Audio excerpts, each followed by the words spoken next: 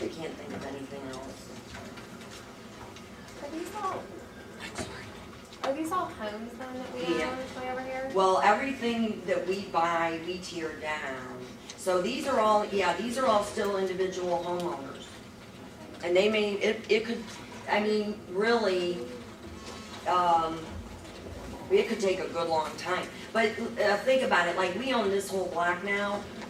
You know, if each one of those lines was a different property owner to negotiate with, and but I mean, the good news is now we have whole city blocks that, you know, somebody could come in and develop this whole block or this whole block or this whole block. So we finally now are picking up, you know, enough that we finish off a block and at least we have a whole development site. Other questions?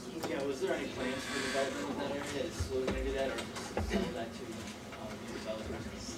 It could be a combination. If we would need to grow like med school. The med schools increase their class size, they're going to increase it again next year. And right now, we're busting at the seams to increase for classrooms and things like that. We're picking up a lot of, now maybe once researchers move into the research building, we may see that if they need to grow more, we can accommodate it within that building. But down the road, the university may have to build another building for the School of Medicine or something, and that could go in here. Or there was a, we didn't get it, but there was a company that is studying a vaccine for cancer. They're based in Florida. The city is trying to woo them, and Florida is trying to keep them. But that would be very synergistic with our School of Medicine because we are like we are known for our research in vaccine development. Dr. Belshi is known worldwide for his AIDS vaccine research, smallpox. I mean, we were the ones that studied if they could dilute the smallpox vaccine. So if a vaccine company that has a lot of scientists that are studying cancer vaccines locates, they actually were looking at taking like 4 city blocks.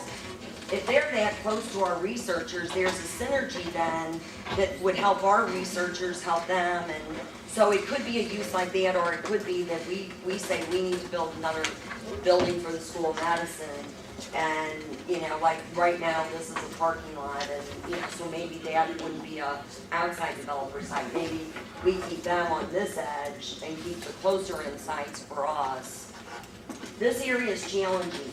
The reason, like if any of you have looked at the research building site, the building actually sits right here.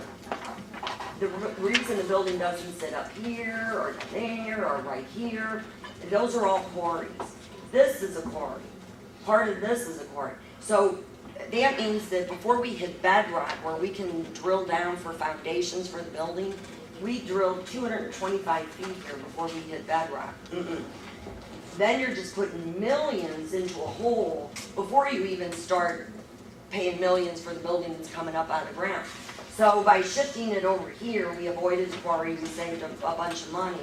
But the problem in this area is there's quarries that just sort of went like this. And we do have to be careful. It limits us, or else it makes the construction real costly. Okay, we'll move back to the speakers list. Senator Bueller, Oh, yeah, Senator Johnson, Senator Glass, Senator Sims. I had a question about the possible development on Forest Park, and also about the DPS officer. I guess I'll do the DPS one first. Like, what would be the process that you have to go through, like their application process that you have to go through in order to get the police jurisdiction? You know, First, the legislature up in Jeff City would have to pass it, and then it would be voluntary.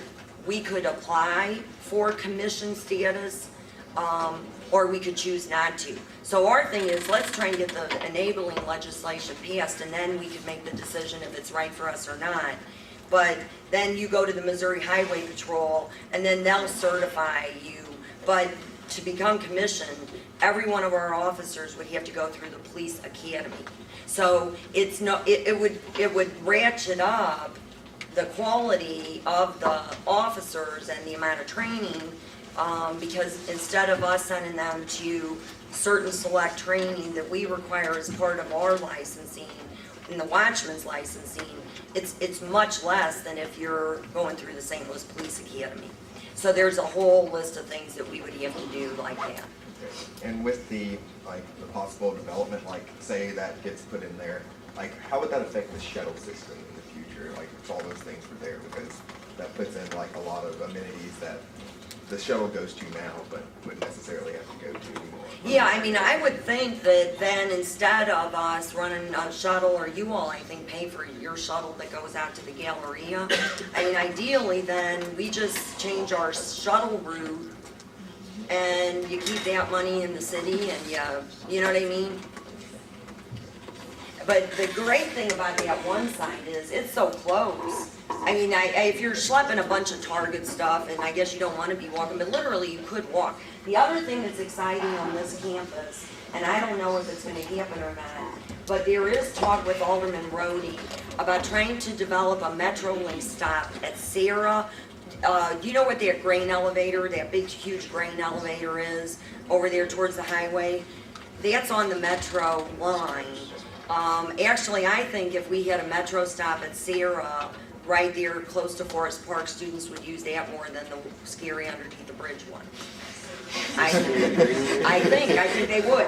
And you know what? The scary underneath the bridge stop is always going to be underneath the bridge. The good news is the bridge is getting redone, the city's got the money, so Grand Bridge is going to be totally redone in '08 is when it will start. And they will redo the Metro stops as part of that, and there'll be new platforms and new elevators and hopefully better lighting or whatever. It's still going to be under the bridge. So we would like to see a second stop developed at Sierra, because I think, and then if it's an at-grade stop, maybe retail and stuff develops around there, or there, even if there was a park and ride lot under that bridge, it would help, because just having more people makes you feel safer. It's when you're the only one on that platform, or, you know what I mean? So if there was a lot more activity, I think that would help too, but. Okay, I think we just have time for 2 more questions. Senator Mueller. Eric Miller, Grand Force. Hi. I had 2 quick questions. Would these maps be available online at all? Are they online, Kate? Yeah. Do they? Go to, services/design, and then you'll be able to navigate. There's a link on there for campus information. is it on our website? Yeah, so just go to SLU.edu/services/design. There you go. And my second question was, since the number of parking spots down by Grand Forest taken away was a disproportionate percentage to the number of residents. Was it? Since there was a full big parking lot Uh-huh.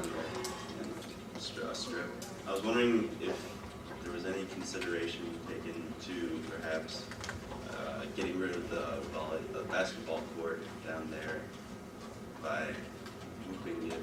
Where's the basketball court? Inside Grand Forest? Inside Grand Forest, right off the AstroTurf there. And I know that a lot of people in the administration don't like the AstroTurf. The AstroTurf is gone by. And then, like, even the part of the AstroTurf that isn't already ripped out for the arena will get ripped out going up toward Bush. But we're gonna look at trying to do some like beautification around Grand Forest, because it's not like real green and flowery. And we could look at, so you guys are thinking you don't like the basketball court, nobody uses it, you'd rather have parking? Well, it's occasionally used by the Res Life staff to hold events, but there are other similar open areas down there. Yeah, we could certainly look at that.